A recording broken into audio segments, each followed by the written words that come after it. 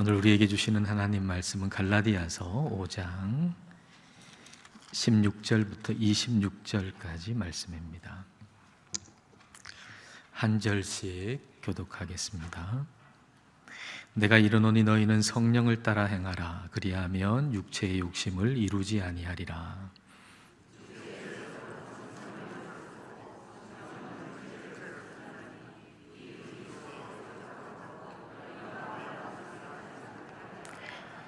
너희가 만일 성령의 인도하시는 바가 되면 율법 아래에 있지 아니하리라.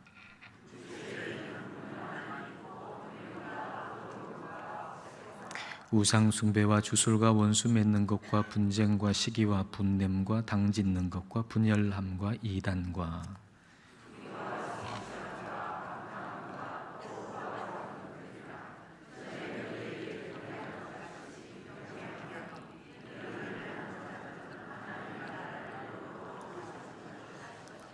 오직 성령의 열매는 사랑과 희락과 화평과 오래 참음과 자비와 양선과 충성과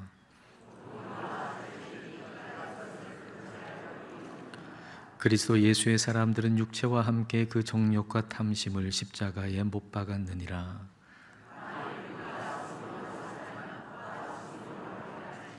함께 읽습니다. 헛된 영광을 구하여 서로 노엽게 하거나 서로 투기하지 말지니라. 아멘. 지난 3월 31일 부활주일로부터 시작해서 우리는 기쁨의 50일을 지내왔습니다. 그리고 오늘은 그 50일째인 성령 강림 주일입니다. 성령님은 어떤 분이십니까? 그리고 성령이 내게 임하면 나의 존재는 어떻게 바뀝니까? 그리고 성령 충만을 받는다는 것은 어떤 것입니까? 오늘은 이에 대해서 함께 나누려고 합니다. 함께 나눌 때 여러분 안에 있는 성령님께서 말씀을 깨닫게 해 주시기를 원합니다. 먼저 성령님은 어떤 분이십니까? 예수님께서 성령님에 대해서 직접 하신 말씀을 한번 보십시다. 요한복음 14장 16절과 17절입니다. 내가 아버지께 구하겠으니 그가 또 다른 보혜사를 너희에게 주사 영원토록 너희와 함께 있게 하리니. 예수님이 하나님 아버지께 구하고 그리고 하나님 아버지가 우리에게 보내주신 분이 보혜사 성령님이시죠. 자, 17절 말씀을 같이 읽겠습니다. 그는 진리의 영이라. 세상은 능히 그를 받지 못하나니 이는 그를 보지도 못하고 알지도 못함이라. 그러나 너희는 그를 아나니 그는 너희와 함께 거하시며 또 너희 속에 계시겠음이라. 여기서 예수님이 성령님을 또 다른 보혜사라고 말씀을 하셨습니다. 그러니까 예수님 자신 역시도 보혜사라고 하는 얘기죠. 이 보혜사라고 번역된 파라클레시스라고 하는 이 헬라어 단어는 이 파라클레토스라고 하는 단어의 의미를 직접 해석해 본다면 옆에서 도와주시는 분, 옆에 있으라고 보내심을 받은 분이라고 우리가 번역을 할 수가 있습니다. 나와 함께 계시면서 나를 돕고 그리고 나를 가르쳐 주시고 그래서 진리의 길을 걷게 해 주시는 분이 바로 보혜사이십니다. 예수님이 이 땅에 오셔가지고 제자들 곁에 계시면서 그들을 돕고 가르치고 그들이 진리의 길을 걷도록 해주신 보혜사이십니다. 그리고 예수님께서 부활하고 승천하셔서 이제는 성령님을 우리에게 보내주셔서 성령님이 우리 안에 오셔서 예수님이 하셨던 그 역할을 이어가시는 것이죠. 예수님은 사람의 몸을 입고 오셨기 때문에 시간과 공간의 제약을 받으실 수밖에 없었지만은 성령님은 영이시기 때문에 시간과 공간의 제약을 받지 않으시고 우리 속에 우리와 함께 영원히 같이 계시면서 우리를 도와주시는 보혜사이십니다. 그렇다면 이 보혜사 성령님께서 내 속에 들어오실 때 그때 우리는 어떻게 바뀌나요? 요한복음 14장 26절 말씀을 다 같이 읽겠습니다. 보혜사 곧 아버지께서 내 이름으로 보내실 성령 그가 너희에게 모든 것을 가르치고 내가 너희에게 말한 모든 것을 생각나게 하리라. 예수님께서 보혜사 성령님을 이야기하기를 아버지께서 내 이름으로 보내실 성령이라고 했습니다. 하나님 아버지께서 예수님의 이름으로 보내시는 분이 성령님이십니다. 그러니까 성령님은 하나님 아버지와 그 아들 성자 예수님의 파송을 받아서 우리에게 오신 분이 바로 성령님이십니다. 그러니까 이 성령님이 우리 안에 계시다라고 하는 얘기는 성령님을 파송하신 하나님 아버지와 그리고 아들 성자 예수님도 같이 계시다는 얘기죠. 성령님이 내 안에 계시다라고 하는 것은 삼위일체 하나님과 내가 연합하여 존재한다라는 의미입니다. 그러니까 성령님이 내 안에 오셨다라고 하는 것은 내가 존재하는 방식이 완전히 바뀌었다는 거예요. 성령님이 내 안에 오셨다는 것은 그 이전과 내 존재 방식이 완전히 달라졌다는 얘기입니다. 사람이 아무리 다른 사람하고 친밀하고 가까이 지낸다 할지라도 결국은 별개입니다. 그 사람과는. 그 사람이 나하고 너무 가까워요. 너무 친밀해요. 늘 가까이 있어요. 그렇다 손 치더라도 그 사람과 나는 별개입니다. 그러니까 우리 모두는 홀로 존재할 수밖에 없는 거죠. 그러나 예수님을 믿는 사람에게는 성령님이 그 속에 들어와 계십니다. 그 성령님은 내 안에 영원히 계신 분이에요. 그러므로 우리는 어떤 순간에도 홀로 있을 수가 없습니다.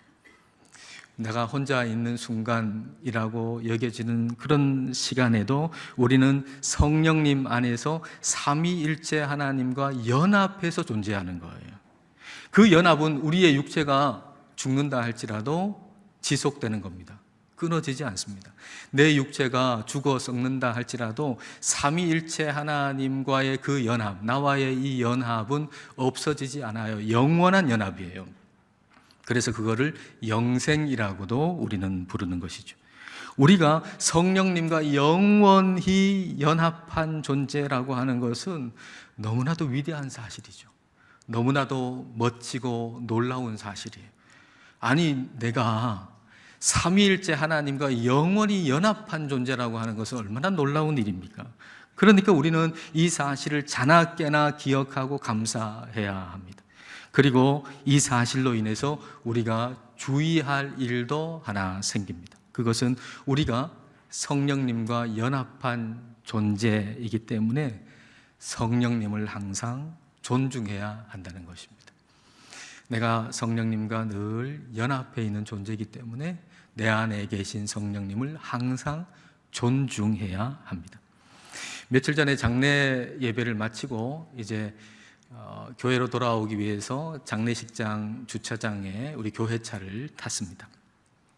근데 운전대를 잡은 우리 김 목사님이 교회 차 앞에 있는 차를 가리키면서 그 차 때문에, 그 앞에 있는 차 때문에 그 주차장에 있는 직원이 굉장히 긴장을 했다라는 것입니다. 근데 그 앞에 있는 차는 뭐냐 하면 포르쉐라고 하는 아주 값비싼 자동차였습니다. 근데 그 자동차를 좀 이동해 달라 그러니까 이 직원이 그 차를 이동하면서 혹시나 그 값비싼 차에 흠이 가지 않을까, 또 그 값비싼 차가 긁히지 않을까라는 그런 생각으로 매우 긴장하고 매우 주의했다는 것이죠.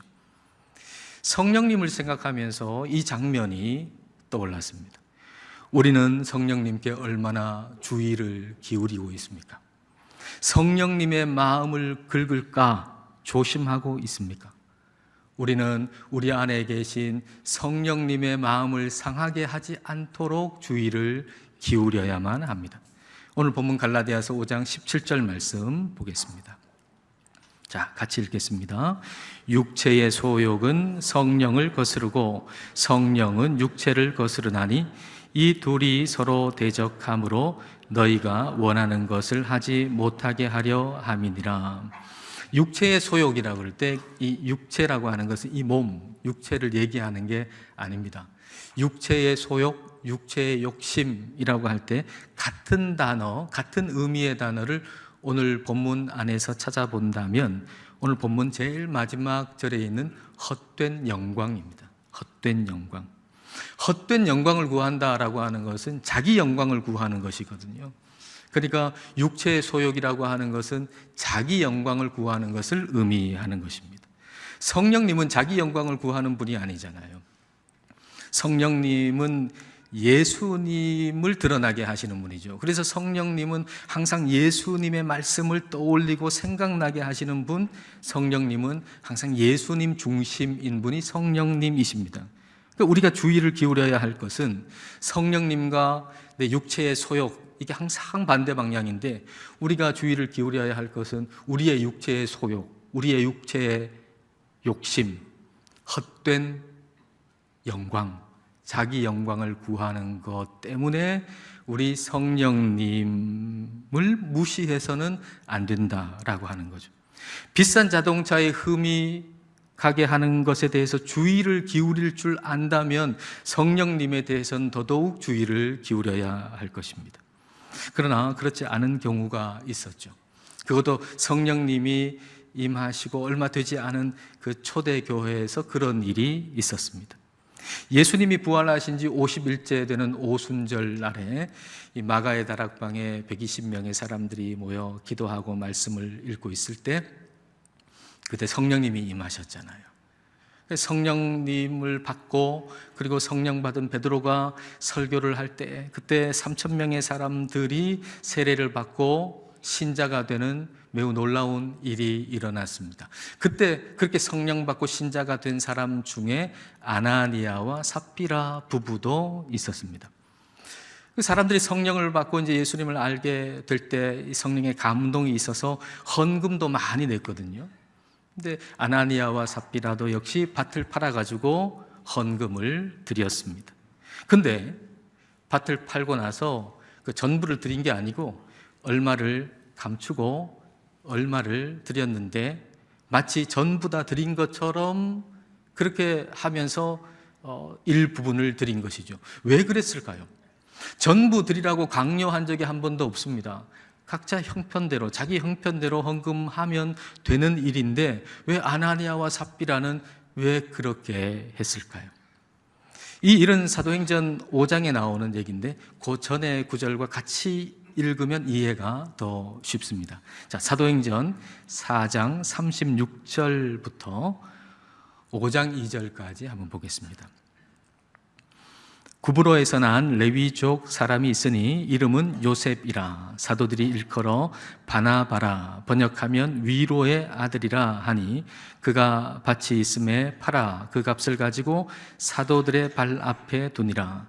아나니아라 하는 사람이 그의 아내 삽비라와 더불어 소유를 팔아 그 값에서 얼마를 감추매 그 아내도 알더라. 얼마만 가져다가 사도들의 발 앞에 두니.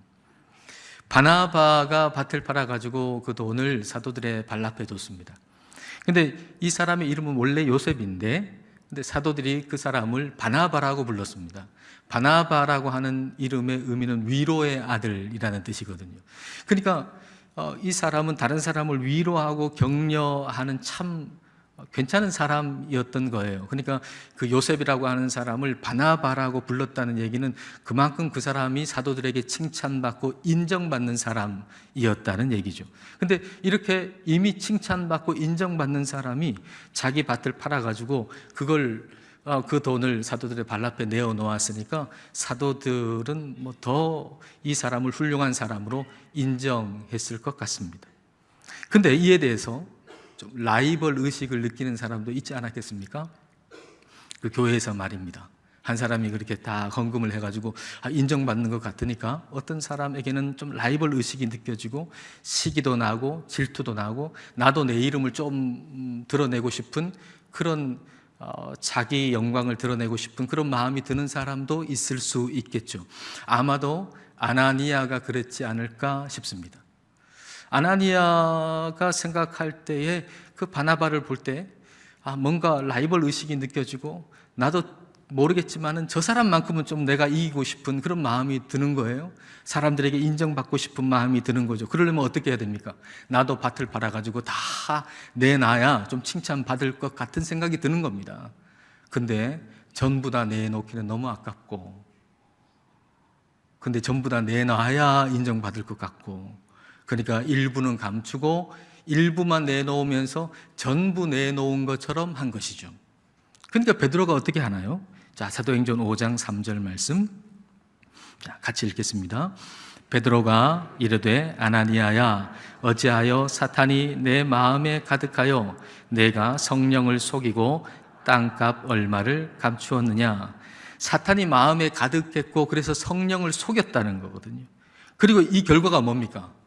사탄이 마음에 가득했고 성령을 속인 결과가 뭡니까? 여러분 잘 아시다시피 아나니아와 삽비라가 그날 죽잖아요. 두 사람이 다 죽잖아요. 이것은 성령을 속인다라고 하는 것이 얼마나 무서운 얘기인가라고 하는 걸 우리에게 가르쳐 주시는 말씀인 거죠. 성령을 속이는 일은 사탄이 마음에 가득하기 때문에 일어나는 것입니다. 사탄이 마음에 가득하다라고 하는 것은 오늘 갈라디아서 본문의 용어를 가지고 표현해 본다면 육체의 욕심이 가득한 거죠. 육체의 소욕이 가득한 거죠. 그걸 또 다른 용어로 말하자면 헛된 영광을 구하는 마음으로 가득한 거예요. 자기 영광을 구하는 것으로 가득한 거예요.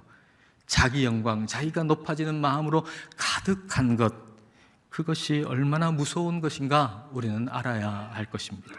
오늘 본문 19절부터 21절까지가 이 자기 영광이 가득할 때 우리에게 일어날 수 있는 일, 그걸 기록하고 있습니다. 19절부터 21절.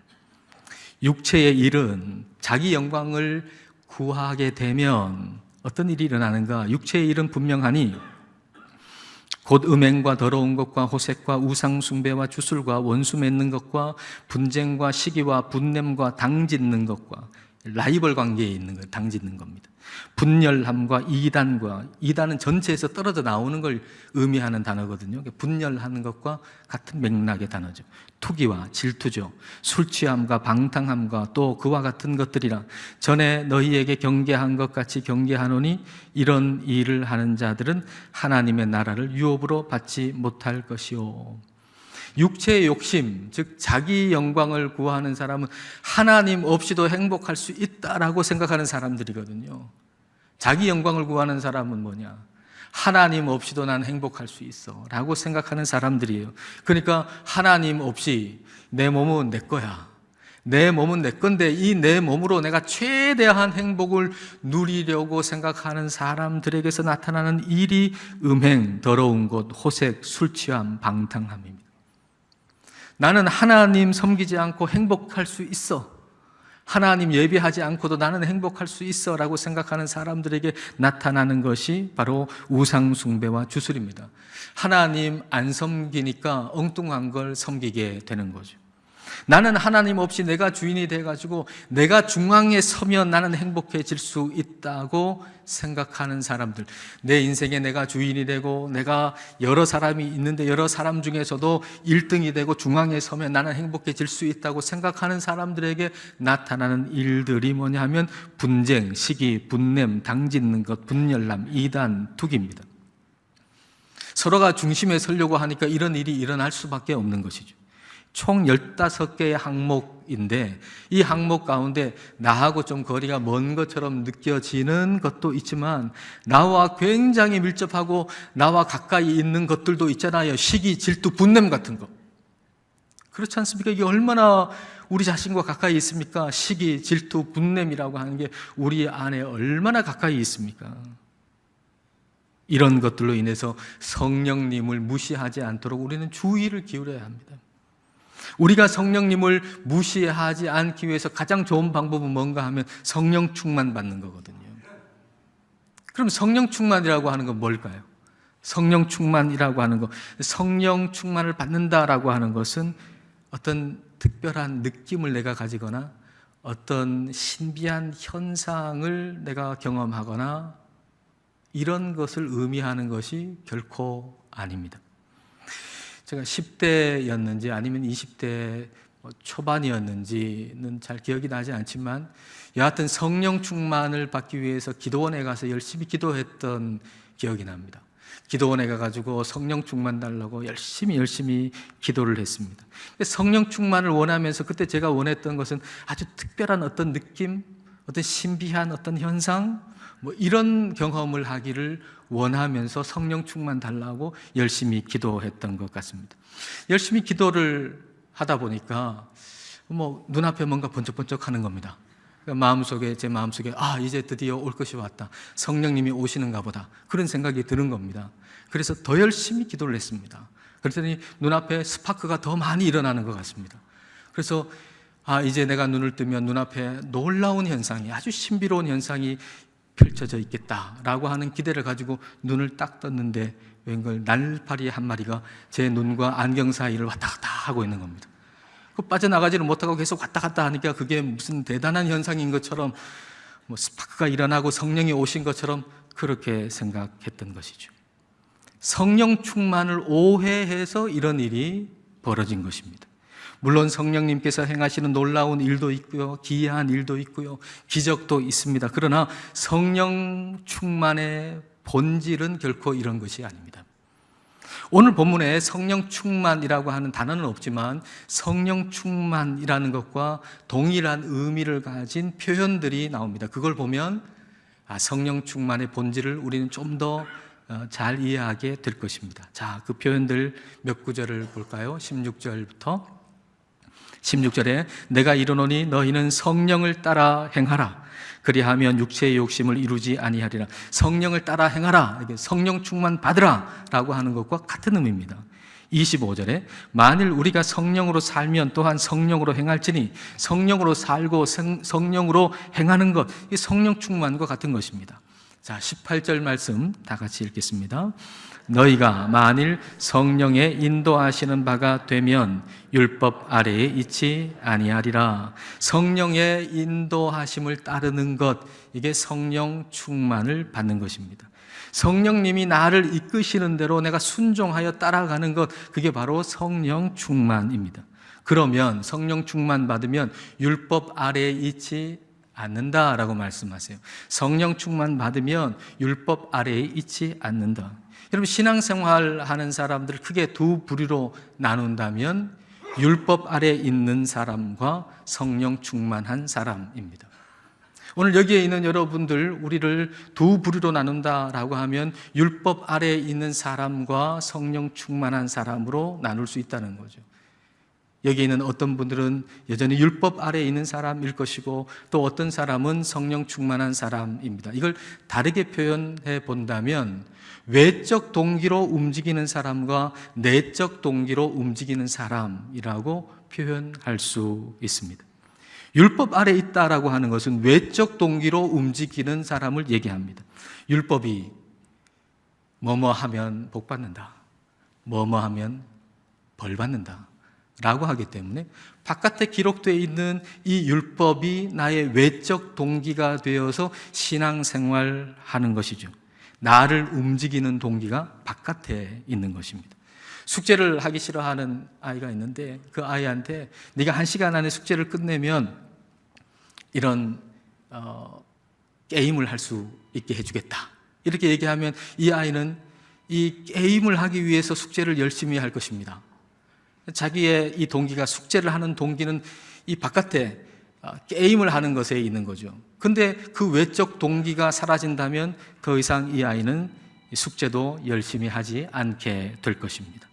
이처럼 우리가 다른 사람에게 인정을 받고 또 칭찬을 받고 또 어떤 직분을 얻고 이런 등등의 외적인 동기를 가지고서 우리가 신앙생활을 한다면 지금 당장은 매우 열정적으로 신앙생활을 할 수 있을지 모르겠지만 그건 순식간에 무너진다는 겁니다. 외적인 동기로 신앙생활하는 것은 굉장히 열정적으로 신앙생활을 하게 만들 수도 있지만 그러나 그것은 순식간에 무너질 수 있는 겁니다. 우리의 신앙생활의 동기는 뭔가요? 여러분의 신앙생활의 동기는 무엇입니까? 우리는 왜 오늘 여기에 있는 겁니까? 우리는 왜 오늘 여기에 있는 겁니까? 여러분은 왜 오늘 여기에, 이 시간에 여기에 와 있습니까? 외적인 동기로 와 있을 수도 있습니다. 내가 여기 와 있는 것을 내 배우자가 좋아하니까, 내가 여기에 와 있는 것을 부모님이 좋아하시니까, 내가 여기에 예배 드렸다라고 하면은 다른 사람이 인정해 주고 칭찬해 주니까 외적인 동기로 우리가 여기에 와 있을 수 있습니다. 물론 처음에는 그렇게 할 수 있겠지만 계속 그래서는 안 됩니다. 외적 동기가 사람을 굉장히 강하게 움직일 수 있거든요. 그러나 그 오래 못 갑니다. 여러분, 전도하면 1등, 2등, 3등상 딱 준다 그러면 여러분 이 외적 동기에 아마도 많이 움직일 겁니다. 그렇지 않겠습니까? 전도하면 1등상 해외 여행 상품권, 2등상 냉장고 이러면 여러분 와 하고 그 외적 동기를 가지고 열심히 전도를 할 겁니다. 그러나 외적 동기는 오래 가지 못합니다. 따라서 성령 충만을 구해야 됩니다. 성령 충만. 성령 충만이라고 하는 것은 내적 동기를 가지고서 신앙생활하는 겁니다. 내적 동기를 가지고 살아가는 것입니다. 하나님께서 우리에게 약속하신 게 이거예요. 내적 동기를 가지고서 우리를 살아갈 수 있도록 해주겠다는 게 하나님의 약속이에요. 예레미야서 31장 33절 말씀. 자, 다 같이 읽겠습니다.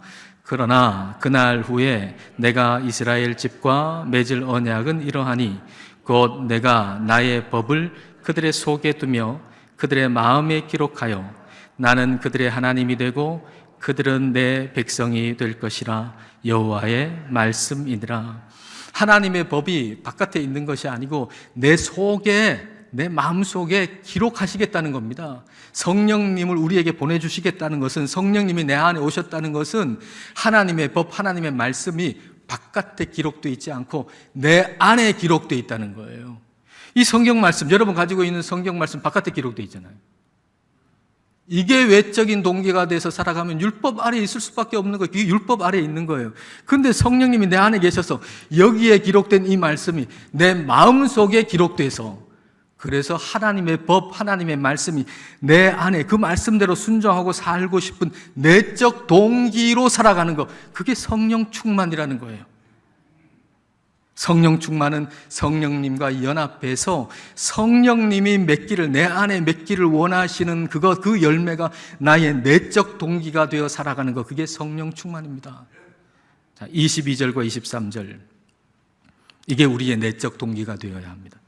오직 성령의 열매는 사랑과 희락은 기쁨이죠. 화평과 오래 참음과 자비와 양선과, 양선은 선함을 의미합니다.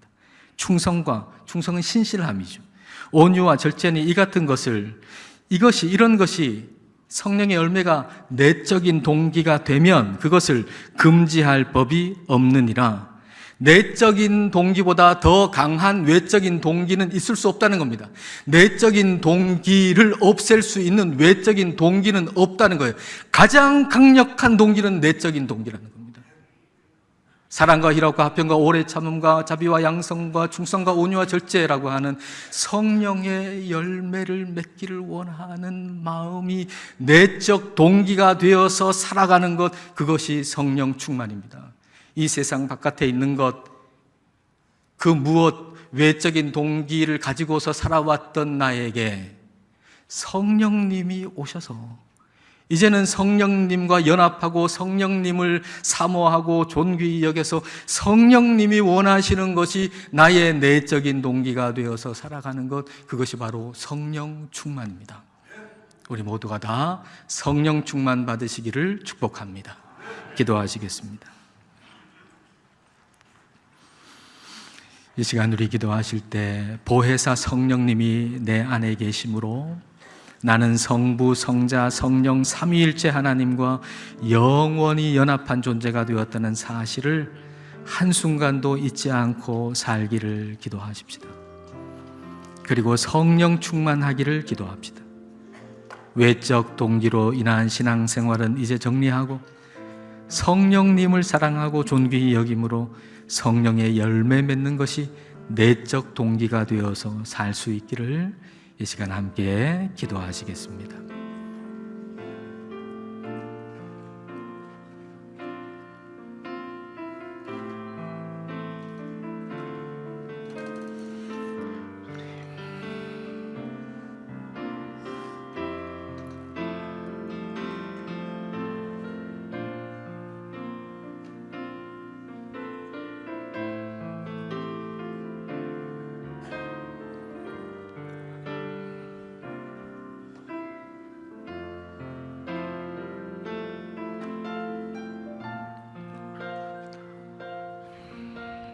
성부 하나님, 성자 예수님, 성령님을 저희에게 보내주심을 감사드립니다. 성령님께서 우리 안에 오심으로 인하여 우리는 삼위일체 하나님과 영원히 연합한 존재가 되었습니다. 어느 순간도 어떤 상황에서도 우리가 홀로가 아니라 성령님과 연합하여 존재한다는 사실을 기억하게 하시고 성령님을 귀히 여겨 무시하는 일이 없게 하옵소서. 그렇게 되도록 성령 충만하게 하옵소서. 외적인 동기로 움직이는 자가 되지 않게 하시고 성령님과 온전히 연합하고 성령의 열매를 맺는 것이 우리의 내적 동기가 되어 매일의 삶을 살 수 있게 하옵소서. 예수님 이름으로 기도드립니다. 아멘.